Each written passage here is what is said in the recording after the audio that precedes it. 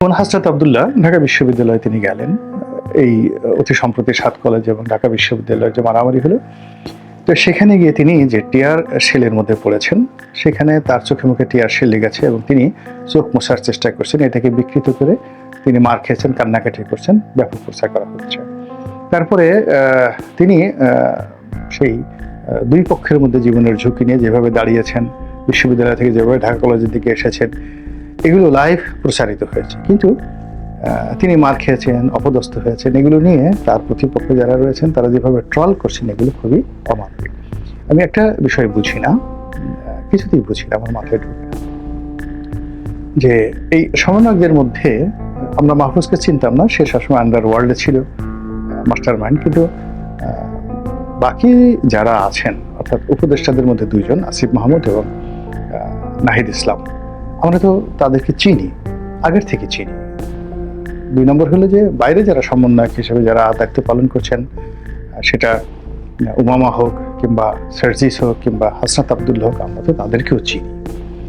তো এরা সবাই আমাদের ছেলের বয়সী, কেউ কেউ বলেন, অনেকে বলেন তাদের নাতির বয়সী, মেজর হাফিজ বলেন নাতির বয়সী। তো আমাদের ছেলে বা নাতি যদি এই পর্যায়ে থাকতেন, মানে এই কাজগুলো তারা যেটা করেছে, সেই কাজটা যদি আমার ছেলে করতেন বা আমার নাতি করতেন, আমি কি করতাম? আমি কি তাদেরকে গালাগালি করতাম বলেন?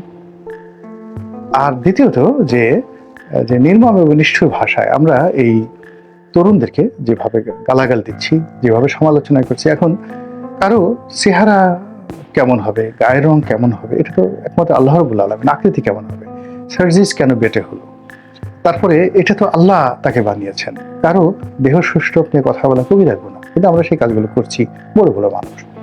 তারপরে ওর কপালে কেন দাগ বেশি, হাসনাত আব্দুল্লাহ কপালে দাগ বেশি, এটা নামাজের কারণে বা অন্য কোনো কারণে হতে পারে। এখন এটা নিয়ে লোকজন ঠাট্টা মশকরা কেন করবে, কি কারণে করছে, এটা এক ধরনের মানসিক বৈকল্য। তারপরে সে হঠাৎ করে মোটা হলো কেন, সেটা আগে মোটা হয়েছে। তারপরে সে সব জায়গায় গিয়ে এখন যায় কেন, সব জায়গাতে ঝাঁপিয়ে পড়ে কেন, তার এমন কি দায় পড়েছে। তো এই সকল কথাবার্তা যা কিছু হচ্ছে, তার আয় কি, রোজগার কি, সে তারা গাড়িতে চলে কেন, গাড়িতে যায় কেন, আর এইগুলো হয় কি, তারা তো আমাদের এই সমাজের পলিটিশিয়ানদের মতো কৌশলী নন। দুর্নীতির যে পরতে পরতে পলিটিশিয়ানরা যে দক্ষতা দেখিয়েছেন, সেই দক্ষতা তারা অর্জন করেননি।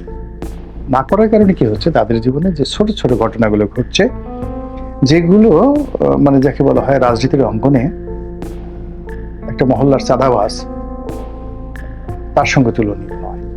আপনি চিন্তা করেন যে এই গত 5 মাসের মধ্যে একটা ছোট রাস্তার ময়লার ব্যবসা ডিল করে, কিংবা একটা মার্কেটের ইন্টারনেটের ব্যবসা, ময়লার ব্যবসা ডিল করে, সেই মার্কেটের চাঁদার তোলার বিষয়টা ডিল করে, বা সেই মার্কেটের যে সমবায় সমিতি, এগুলো দখল করে রাজনৈতিক দলের পান্ডারা যে পরিমাণ অর্থ এই 5 মাসে লুট করেছেন একটা মার্কেট থেকে, সেটা সার্জিস অথবা যাকে বলা হয় হাসনাত আব্দুল্লাহ তাদের পরিবারের সব সম্পত্তি বিক্রি করলেও আপনারা খুঁজে পাবেন। অনেকে আমাদের দেশে বদনাম, ও অমুক টাকা করেছে, এত কোটি টাকা করেছে, অনেক টাকা রোজগার করেছে।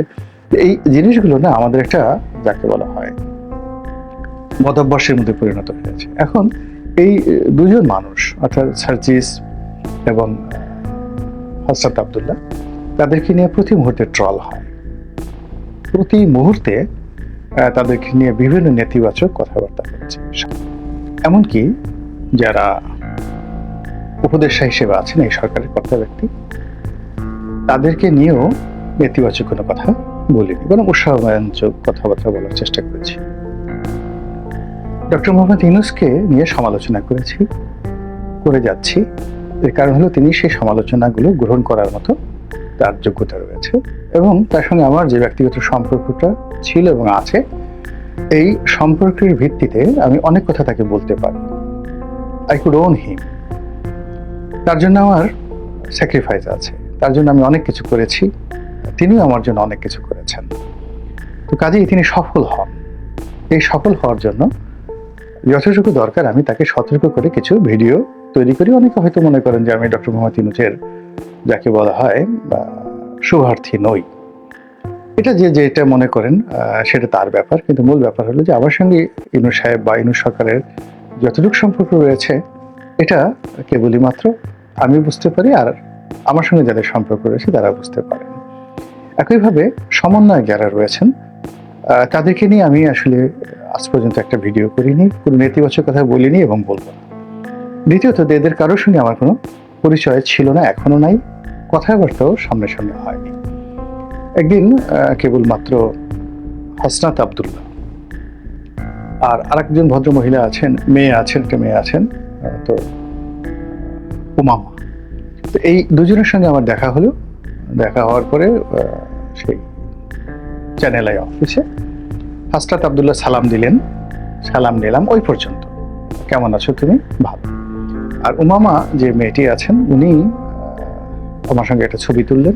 উনি আসলে তুলেননি, ওখানে যারা ছিলেন তারা অনেকে আমার সঙ্গে ছবি তুললেন। উমামাকে বললেন যে আপনিও আসেন।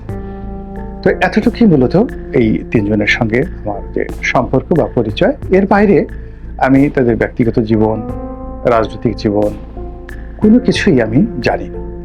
কিন্তু তারা যখন ডিবি অফিসে ছিলেন, নির্যাতিত হয়েছেন, তখন বাংলাদেশের হাজারো মানুষের মতো আমিও তাদের পক্ষে দাঁড়িয়েছি, তাদের পক্ষে কথা বলেছি, এবং আমার অবস্থান থেকে জুলাই মাসে তাদের পক্ষে কথা বলা, মানে ডিবি অফিসে যারা আটক ছিলেন তাদের পক্ষে ভিডিও করা ওই মুহূর্তে কতটা ঝুঁকিপূর্ণ ছিল এটি এখন কেউ কল্পনা করতে পারবেন। এখন স্বাধীন বাংলাদেশে সবাই যে যার মতো করে সেনাবাহিনী প্রধানকে গালাগাল দিচ্ছেন, আইজি সাহেবের বাপমা তুলে গালাগাল দিচ্ছেন, কিন্তু জুলাই আগস্টের সময়টিতে সেনাপ্রধান, আইজি সাহেব তো দূরের কথা, ডিবি হারুনের যে গাড়ির ড্রাইভার, তিনি যদি অনেক বড় মানুষকে বলতেন যে তুমি কান ধরে উঠে বসো প্রকাশ্য রাজপথে, সেই ডিবি হারুনের যে ড্রাইভারের হুকুম তামিল না করে বাপের বেটার মতো সেই হারুনের ড্রাইভারের গালের উপর ঠাস করে দুটো জল বসিয়ে দেওয়ার মতো ক্ষমতা এই বাংলাদেশের কয়জনের ছিল আপনারা খুব ভালো করে জানেন। আর শেখ হাসিনার কথা বলা তো দূরের কথা, বিরুদ্ধে কথা বলা তো দূরের কথা, তার নাম শুনলে ভয়ে চুল খাড়িয়ে যেত, পশম দাঁড়িয়ে যেত, এবং তাকে মনে হতো যে এ সব পারে, এ মানে যাকে বলে আমি যখন ঘুমিয়ে থাকি কি চিন্তা করি এটাও শেখ হাসিনা বুঝতে পারে। এবং সবাই ডান্ডা বেড়ির কথা চিন্তা করতো, সবাই চিন্তা করতো যে আমাকে কখন গুম করে ফেলা হবে, কখন মেরে ফেলা হবে।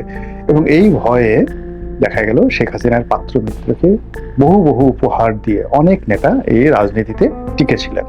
এমনকি জেলখানাতে নেওয়ার পরে অনেক জাতীয় নেতা, তাদেরকে যেন মারধর করানো হয়, ডান্ডা বেড়ি পরানো না হয়, এই জন্য অনেক সেই পুলিশ কর্তা থেকে শুরু করে শেখ হাসিনার কাছের যারা লোকজন ছিলেন তাদেরকে এমনি যাকে বলা হয় বিভিন্ন উপহার দিতেন। এবং আমি নাম বলবো না, কিন্তু বাংলাদেশের খুব বড় একজন জাতীয় নেতা। তো যখন বেনজিরের সহকারী হিসেবে এক টাউটের নাম আসলো পত্রপত্রিকাতে, বেনজিরের ক্যাশিয়ার ছিল, তো সেই লোক বলল যে কি আশ্চর্য রনি ভাই, এই হারামজাদা তো একসময় আমার পিয়ন ছিল, বেনজিরের কাছে কে আরো মানে ক্যাশিয়ার হলো কি করে? আল্লাহ, সে তো মানে বেনজিরের কথা বলে আমার কাছ থেকে বেশ কয়েকবার টাকাও নিয়ে গেছে। আপনি বোঝার চেষ্টা করেন যে জুলাই আগস্ট মাসে কি ধরনের রাজনৈতিক পরিস্থিতি ছিল। তো সেই সময়টিতে এই সমন্বয়ক যারা আছেন, আপনি তাদেরকে যতই তুচ্ছ করেন, তাচ্ছিল্য করেন না কেন, তারা রুখে দাঁড়িয়েছিলেন, জীবনের ঝুঁকি নিয়েছিলেন এবং আমাদের আশার পাখি হয়েছিলেন। এই জন্য আমি তাদেরকে আবাবিল পাখি বলেছি, এখনো বলে যাচ্ছি, এবং আমি তাদেরকে নিয়ে কখনো সমালোচনা করিনি, করব না। তো আবার তাদের যে পক্ষে, সেই পক্ষে বলার মতো আমি তেমন কিছু দেখছি না, বা তাদের কর্মকাণ্ডের যে সফলতা এটাও আমি জানি না। আমি জানি না যে তারা আসলে গত 5 মাসে কি ভালো কাজ করেছেন, যেটা নিয়ে মিডিয়াতে আসা উচিত, প্রচার করা উচিত। তো ওনারা নিজেরাও যেমন বলেন না, যে আমরা এই 5 মাসে ভালো কাজ করেছি, that is are better than the politician.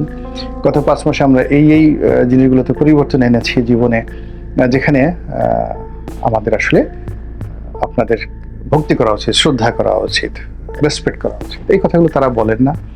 আবার তাদের কর্মকাণ্ড নিয়ে আমাদের যে মিডিয়াতে যারা কথাবার্তা বলি, দেশের বাইরে, আমরা কোনো অবস্থাতেই তাদের পক্ষের যে ভালো কাজগুলো, শুভ ফলগুলো খুব অল্প জায়গাতে সীমাবদ্ধ রাখি, বড়জোর তাদের প্রতি সহানুভূতি জানিয়ে দুই একজনে স্ট্যাটাস দেন।